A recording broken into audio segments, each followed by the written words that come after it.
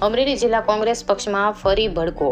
જિલ્લા પંચાયતના પૂર્વ પ્રમુખ અને બગસરા તાલુકા પંચાયતના પૂર્વ ન્યાય સમિતિ ચેરમેન રવજીભાઈ વાઘેલાએ કોંગ્રેસ પક્ષમાંથી આપ્યું રાજીનામું.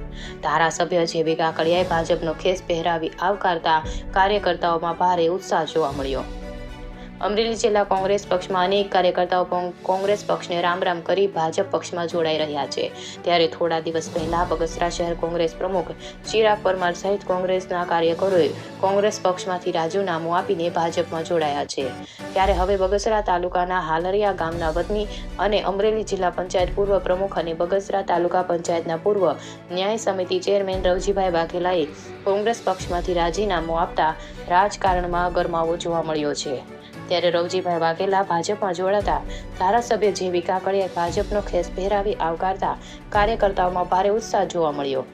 ધારી બગસરાના ધારાસભ્ય જેવી કાકડિયાએ બગસરા તાલુકા ભાજપ પ્રમુખ પ્રદીપભાઈ ભાખર, ચિરાગભાઈ પરમારના અર્થાત પ્રયત્નોથી અનેક કોંગ્રેસના કાર્યકર્તાઓ ભાજપમાં જોડાયા છે.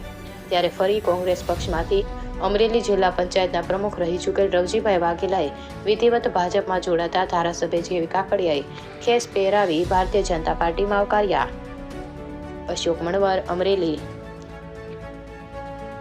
આજે હું વિધિવત રવજીભાઈ વાઘેલા જિલ્લા પંચાયતના પૂર્વ પ્રમુખ અમરેલી, જે રાષ્ટ્રીય નેતૃત્વ મોદી સાહેબ જે રામ મંદિરનો છેલ્લા ઘણા વર્ષોથી જે પ્રશ્ન હતો, રામ મંદિર બન્યું અને એની જે રામ મંદિર બન્યું એની સાથે હું લાગણીથી જોડાયેલો છું અને એ રામ મંદિર બન્યું એના અન્વયે હું આજે કાયદેસર ભાજપમાં જોડાયો અને કોંગ્રેસમાંથી રાજીનામું આપું છું.